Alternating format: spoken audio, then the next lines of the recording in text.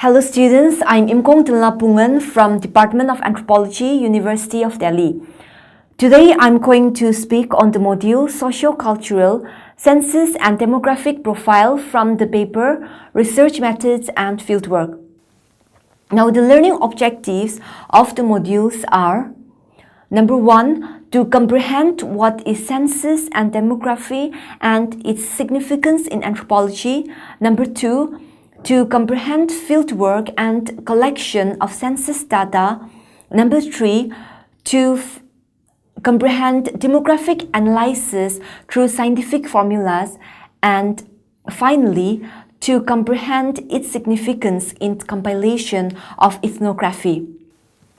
Well, the study of population is not only to understand its growth and continuous change, but to understand their socio-cultural and religious profile.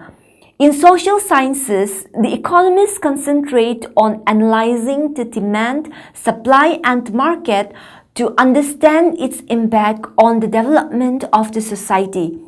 But economic development should be at par with socio-cultural development for building a good civil society. The political scientists concentrate on the development of the state and its institutions. The demographers, who are known as population experts, they collect the census to know the changes that are taking place in a society, that is, birth, death, migration. Further, they also use the census data to understand the socio-cultural framework of that particular society. Since socio-cultural factors play a pivotal role in the society's inclusive development, anthropologists and sociologists are keen to collect household census and other relevant demographic details in fieldwork besides qualitative data. G.B. Murdoch was the founder in application of census in socio-cultural profile of the natives through the creation of Human Relations Area File by linking up of modern ethnography and statistics through cross-cultural comparison method. Now, it began compilation in 1937 and completed in 1967, containing the description of more than 240 cultures. Thereafter, many anthropologists started using exhaustive checklists for collection of socio-cultural profile of the people. Now, with the advance of technology in computers, the cultural data is being quantified through new software. It is very easy to document the demographic indicators like literacy, age of women at first marriage, fertility, nutritional status, infant mortality, child mortality, knowledge of family planning, anti- and prenatal care, and can get results within short span of time.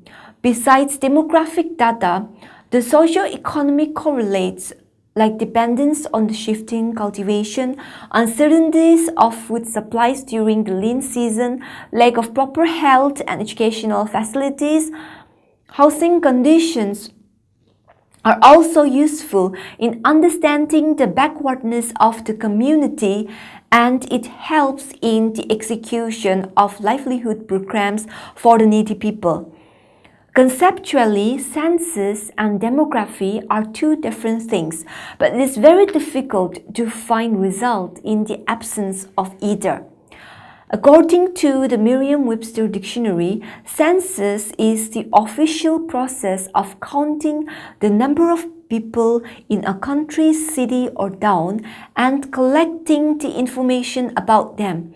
In early 17th century, the word census is originated from the Latin word censere, which means assess, to denote for taxation.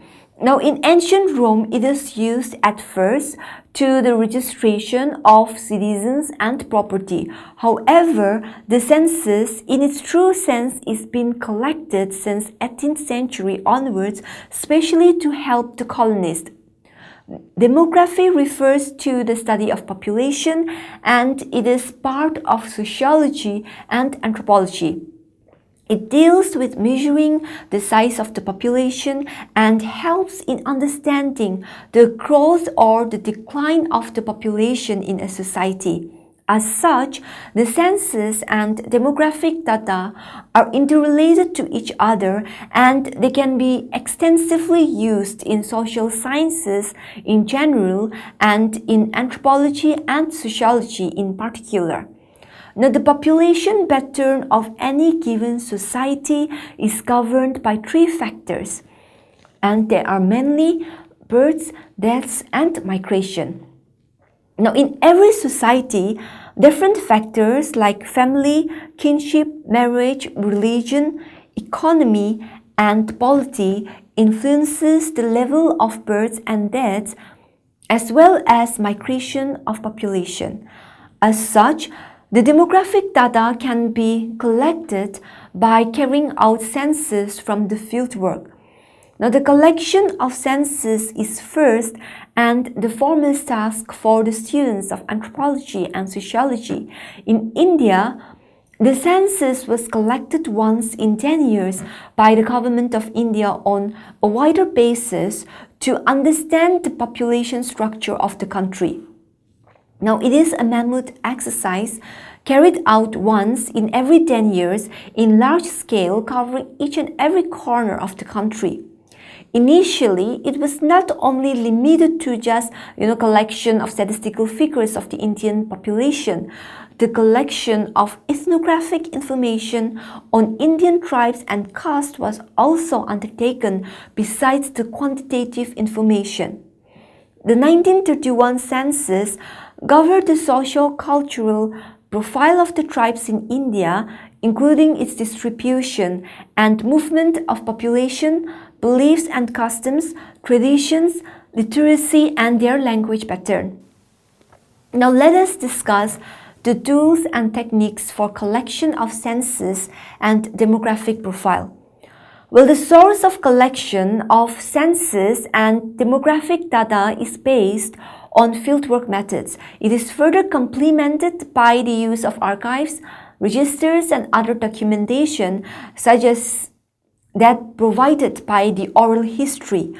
For collection of socio-economic and cultural profile of the study area and the people, the researcher has to prepare household census schedule at first instances covering the socio-cultural indicators like name, age, sex, marital status, education, religion, caste or tribe, clan or lineage, occupation, etc.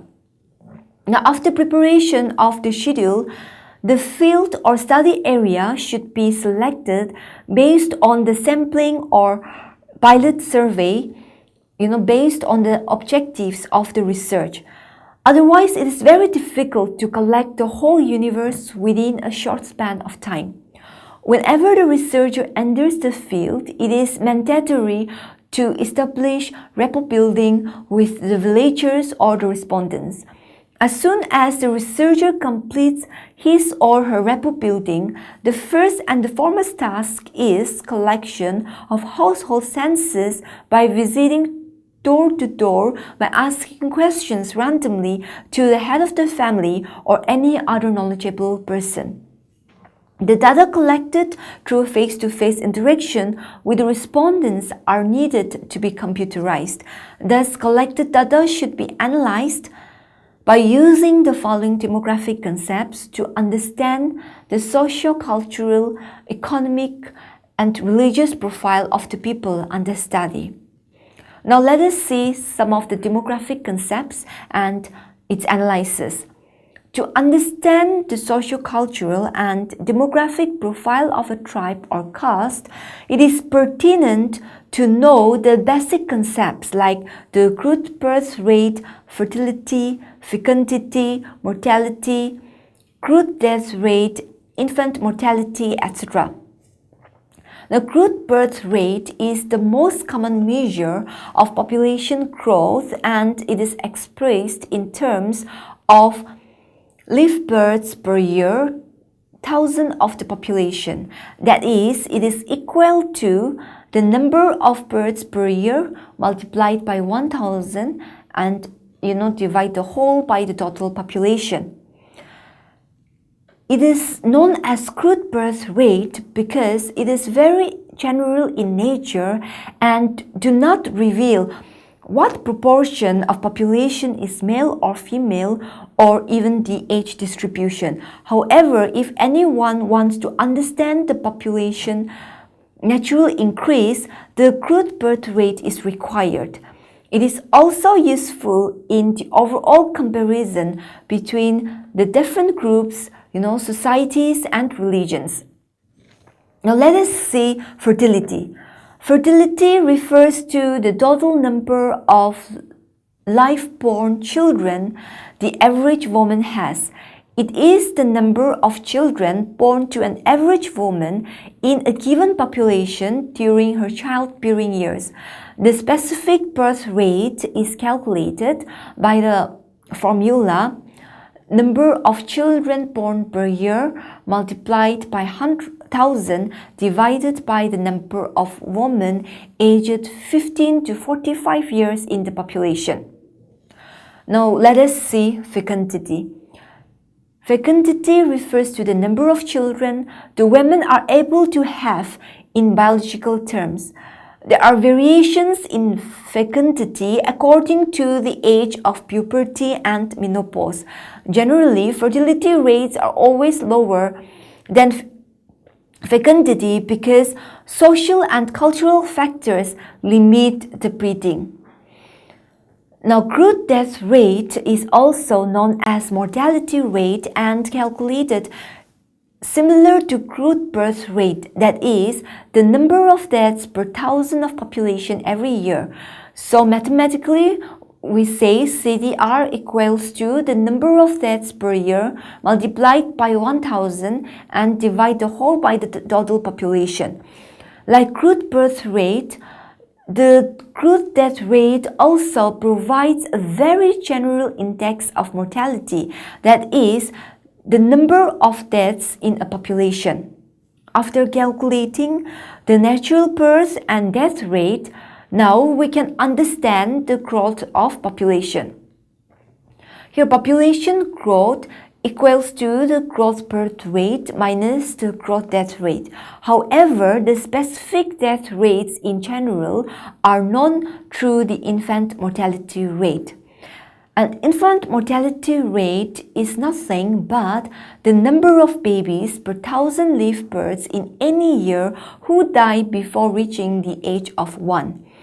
It is equal to the deaths among children below 1 year old multiplied by 1000 and divided by the number of live births in the same year. Declining rates of the infant mortality rate are the chief factors on population explosion as it influences on increasing life expectancy. Further, illness, nutrition, and effect of natural disasters also influence the life expectancy besides the decrease of the infant mortality rate. Now let us discuss age-specific death rate. To understand age-specific deaths, especially during the attack of natural disasters like tsunami and earthquake, floods, droughts, and so on, the total number of deaths for a specific age group per thousand for that age group is calculated, and it is equal to the number of deaths for a specific age group into 1000 divided by the population for that age group. Now, neonatal mortality rate, it is divided into two parts. One is the early neonatal mortality, which covers the death of a live-born baby within the first 7 days of life, and the late neonatal mortality covers the time after 7 days until before 28 days. The sum of these two constitutes the neonatal mortality. Generally, the total number of deaths to live-born infants occurring within the first 27 days of life per number of births within that period is taken while calculating the neonatal mortality rate. This neonatal mortality rate is equal to the number of deaths to live-born infants occurring within the first 27 days of life multiplied by 1000 and divided by the number of births. Now let us see post-neonatal mortality rate. It is the number of resident newborns dying between 28 and 364 days of age in a specified geographical area divided by the number of resident live births for the same geographical area and multiplied by 1000. So this is equal to the number of deaths to live-born infants occurring after the first 27 days of life, but before 1 year of age, multiplied by 1000 and divided by the number of births. Likewise, dependency ratio, marriage rate, divorce rate, literacy rate, age at marriage, etc. are also calculated from the household census data. Thus, analyzed census and demographic data is used to outline the size or the composition of a tribe or caste under study.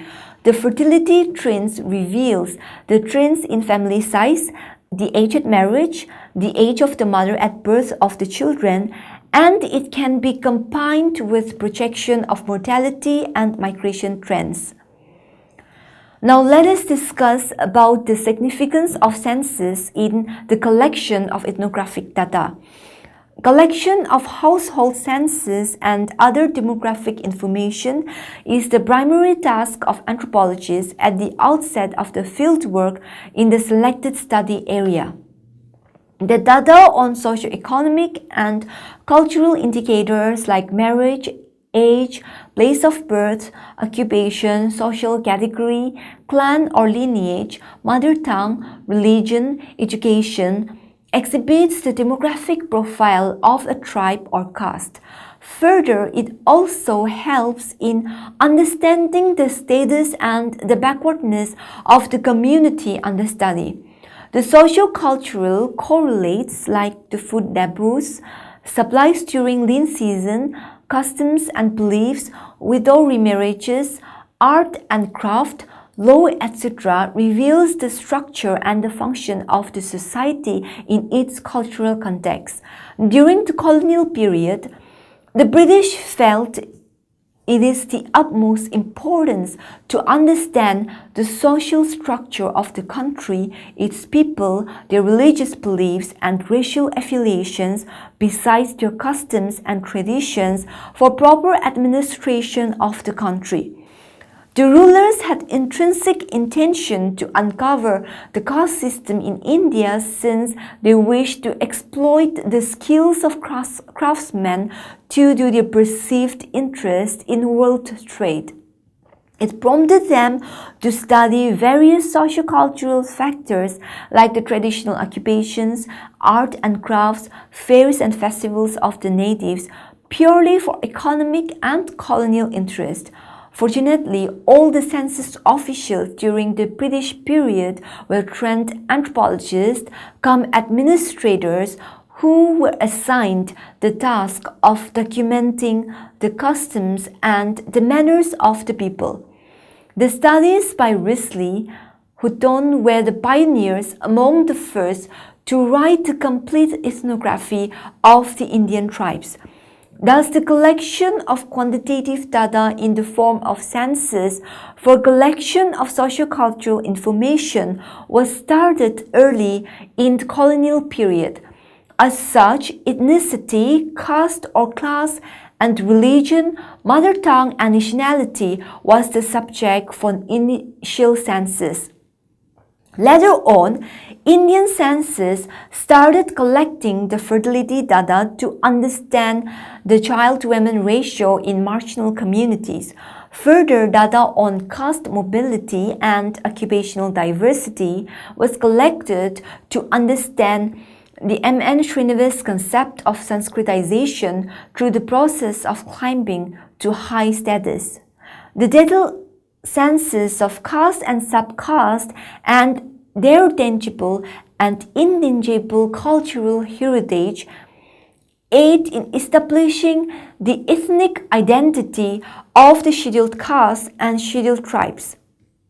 Damle and Kolhale in 1972 tried to uncover the condition of the scheduled castes and scheduled tribes by collecting information on urbanization, migration, education, prevalence of child marriage, and occupation.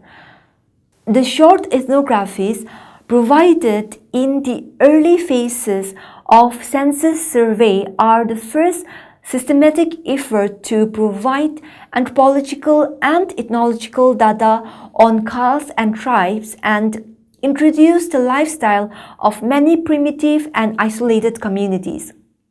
The ethnographic accounts of the tribes of Mizoram, Northeastern Frontier Agency, Nagaland, and Andaman Islands throw light on various current issues like shifting or slash and burn cultivation, and kinship based on genealogical tables, land tenure system for the first time, besides data on anthropometric measurements and blood groups.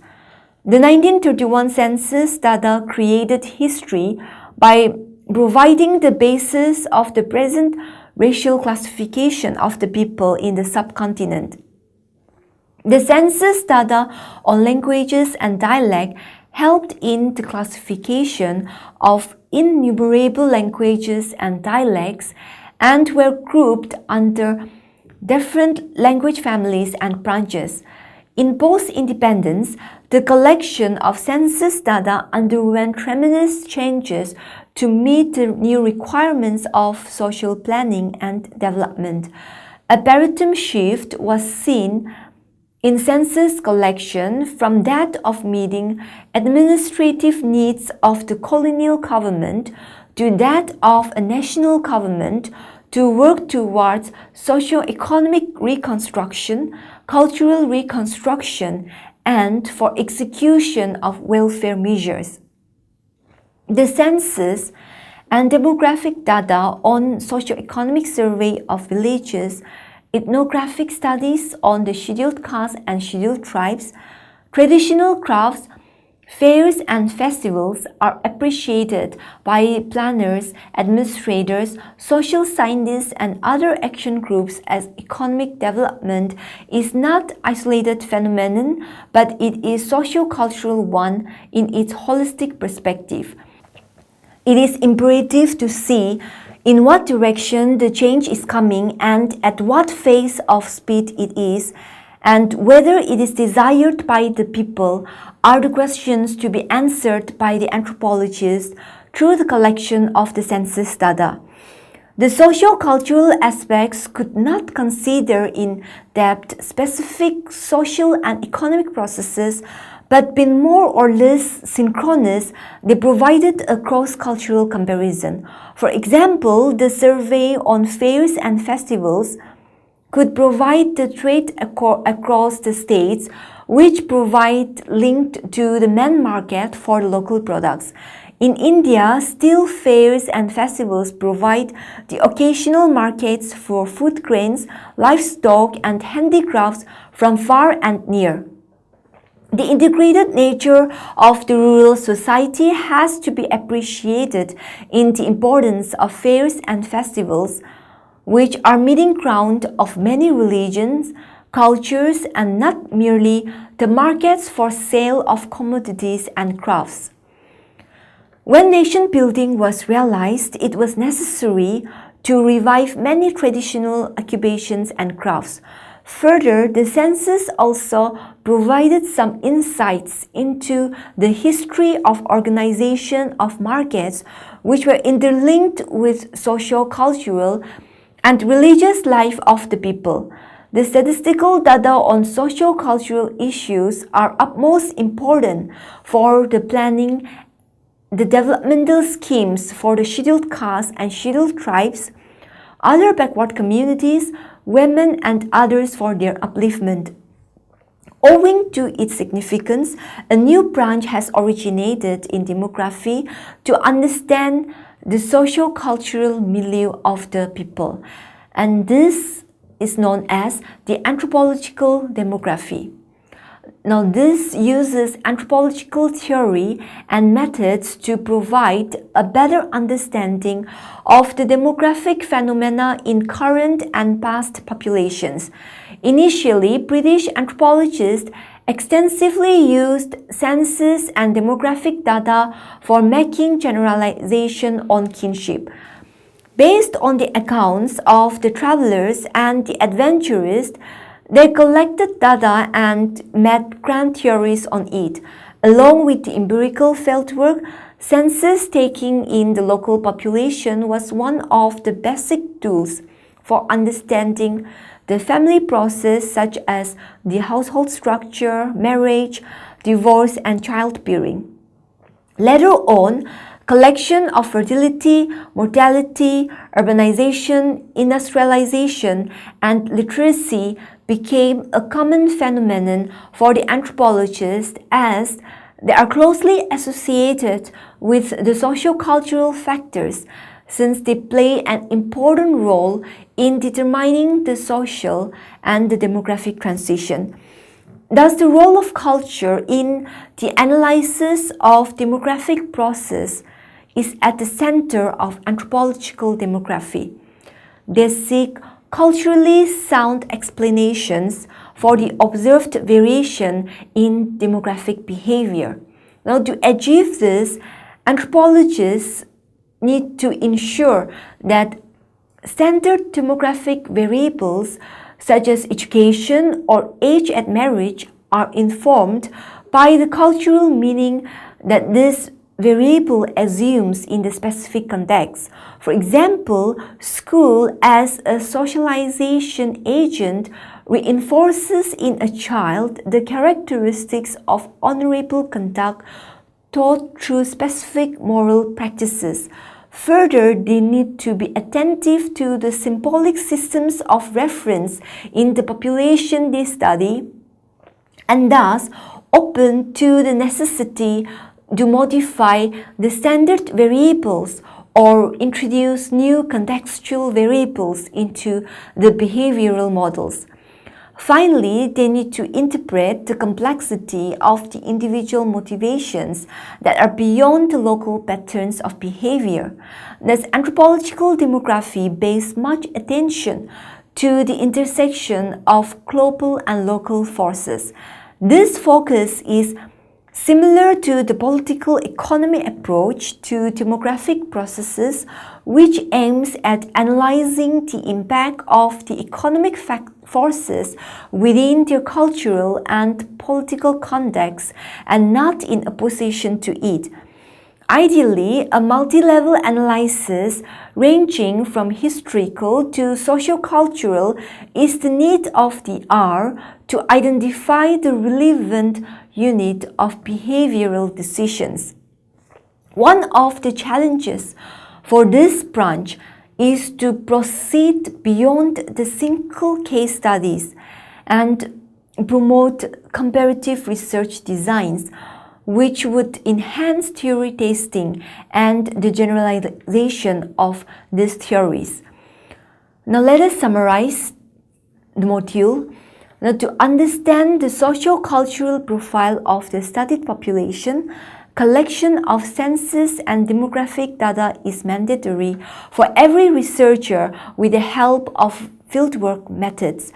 After collection of such data, the standard demographic indicators like crude birth rate, fertility, crude mortality rate, infant mortality rate, etc. will be useful in understanding the impact of population transition and its correlation with socio-cultural factors. Besides the traditional demographic methods, each and every social phenomena can be quantified nowadays by using the advanced tools and techniques in social science research. Due to its significance in understanding the structure and function of a society, a new branch has emerged in demography, which is known as the Anthropological Demography.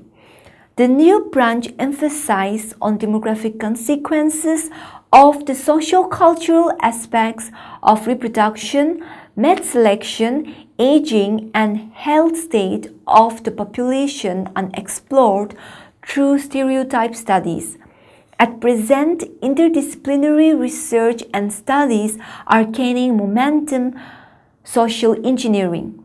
Hence, it is the need of the hour to incorporate socio-cultural factors in scientific perspective to insights into the role of culture in understanding the interaction and the interrelation between global and local institutional forces within such processes.